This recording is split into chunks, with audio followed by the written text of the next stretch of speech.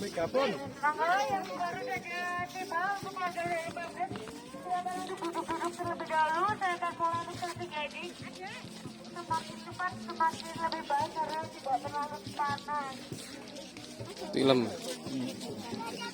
Di ibu. Ora apa-apa yang ngene bapak ta? Iki opo? Lanjut Bu, lanjut Kak. Sudah lengkap? Dah. Bisa saya ngomong Bapak Ibu? Are you ready? Ya. Untuk warga dari Pemda Sarangan Bojonegoro, kita sudah berada di area Kompleks Candi Arjuna. Di hadapan Bapak Ibu ada 5 bangunan candi. Sementara di dataran tinggi ada 400 candi. Jadi di dataran tinggi ini ada 400 candi. Bapak Ibu ada yang pernah berkunjung ke Dieng sebelumnya? Ya, jadi kata Dieng itu sendiri berasal dari bahasa Kawi atau Sanskerta yang terdiri dari 2 kata, yaitu Di dan Yang. Di yang artinya gunung atau tempat yang tinggi, yang artinya dewa. Jadi Dieng bisa diartikan tempat bersemayamnya para dewa-dewi. Kemudian dalam versi bahasa Jawa, Dieng juga terdiri dari 2 kata, yaitu Edi atau Ardi dan Ae atau aneh. Keunikannya atau aneh atau unik yaitu keunikannya adanya tanaman karika yang di dunia hanya ada 2 saja. Kemudian adanya tanaman purwacang. Kemudian adanya anak-anak berambut gimbal. Purwacang. Apa itu? Purwacang adalah tanaman herbal khas dari dataran tinggi Dieng yang hanya tumbuh di ketinggian 3000 mdpl. Dan itu bisa dikonsumsi oleh semua kalangan termasuk anak-anak kecuali 2 orang, yaitu ibu hamil dan ibu menyusui. Jadi bagus sekali dikonsumsi oleh kaum ibu-ibu. Itu bagus sekali karena untuk melancarkan peredaran darah dan air seni. Jadi untuk anak-anak pun bagus. Untuk anak-anak pun bagus, bisa dicampur dengan susu juga. Karena bisa untuk meningkatkan imun tubuh. Jadi si anak ini tidak mudah masuk angin. Ya, kita kembali ke percandingan ya Bapak Ibu. Candi ini dibangun secara merentang dalam 2 periode pada abad ke-7 sampai abad ke-8 oleh dinasti Wangsa Sanjaya yang berasal dari Kerajaan Galuh, Jawa Barat. Jadi karena meletusnya Gunung Purba yang tadi kita lihat di ratapan angin, yaitu di belakang kita, sayang sekali tidak terlihat kalau dari sini karena tertutup pohon cemara, sehingga menyisakan 9 bangunan candi atau 9 komplek percandian. Salah satunya yang kita kunjungi yaitu Kompleks Candi Arjuna yang terdiri dari Candi Arjuna yang paling besar Bapak Ibu. Candi ini sama persis dengan kuil yang ada di India Selatan. Kalau di India Selatan sana namanya kuil Bitargon. Di sini namanya Candi Arjuna. Kemudian di depan Candi Arjuna terdapat Mandapa atau Candi Perwara, yaitu candi pendamping.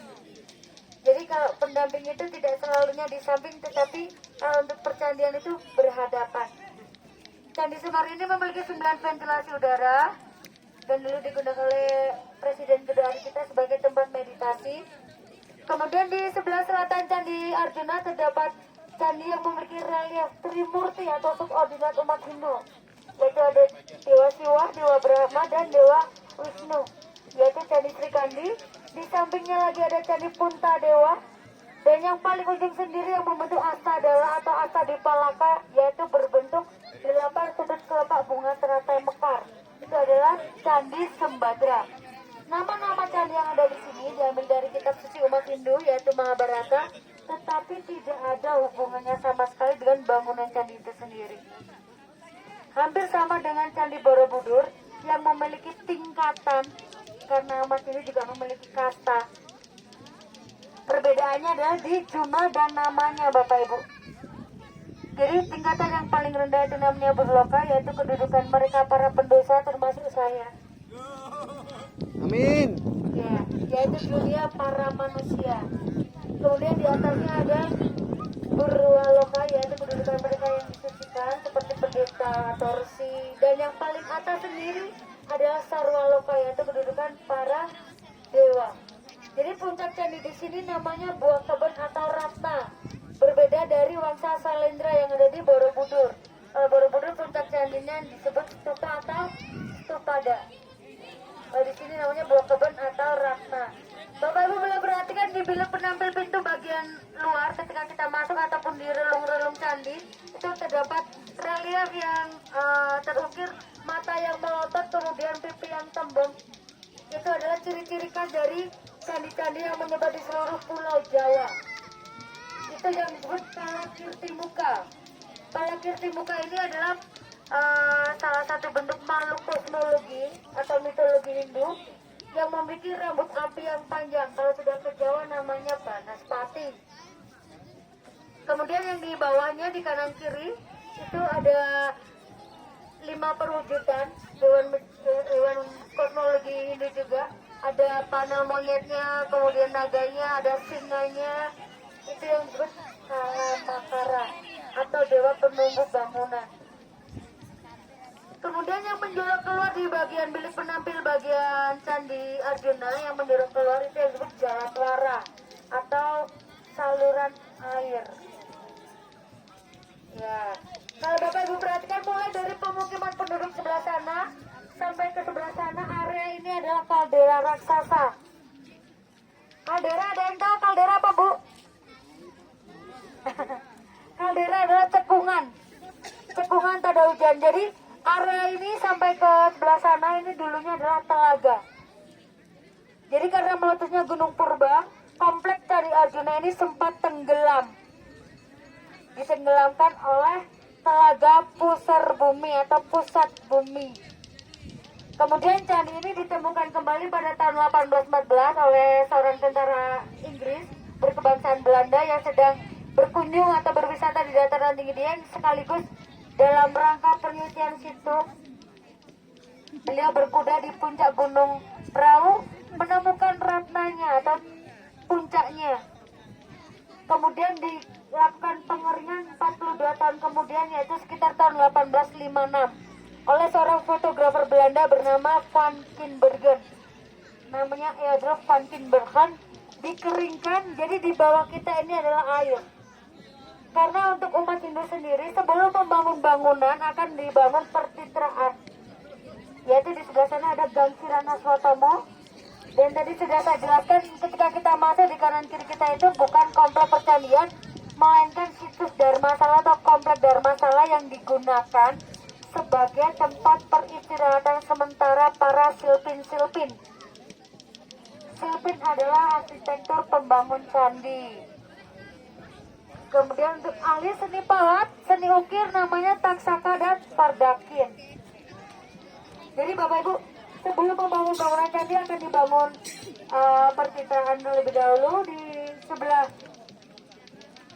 barat dari Dharmasala terdapat 2 sendang, yaitu Sendang Sedayu dan Sendang Mayarakoto, yang digunakan umat Hindu sampai saat ini untuk sarana peribadatan ketika umat Hindu menjalankan upacara Tirtayatra. Kemudian digunakan untuk upacara Muspa dan Mabaksa, dan digunakan oleh masyarakat dataran tinggi Dieng itu sendiri sebagai tempat jamasan anak-anak rambut gimbal sebelum dipotong. Ya, jadi akan diruat terlebih dahulu, kemudian baru dipotong di area komplek Candi Arjuna. Jadi anak-anak rambut gimbal ini bukan dari keturunan atau bukan dari faktor genetika, tetapi dari faktor kebiasaan atau mindset. Walaupun sebenarnya di Tengger pun ada banyak sekali anak-anak berambut gimbal, tetapi karena di dataran tinggi Dieng ini mayoritas penduduknya beragama Muslim, jadi diyakini dari titisan Ki Ageng Polerete atau dari titisan Nyi Roro Ronce yang memiliki rambut yang gimbal. Sementara bahwa kita ketahui bahwa dewa-dewa umat Hindu pun memiliki rambut yang gimbal yang disebut Jata Maksuta Dewa. Mungkin ibu-ibu pernah melihat serial televisi Mahadewa. Ya, dia memiliki rambut yang gimbal yang disebut Jata Mahkota Dewa. Ada pertanyaan Bapak Ibu? Sudah cukup? Oke, kalau tidak cukup kita foto bersama terlebih dahulu. Sebentar, satu lagi ya. Nanti Bapak Ibu dimohon untuk tidak keluar di area komplek Candi Arjuna karena di diagonal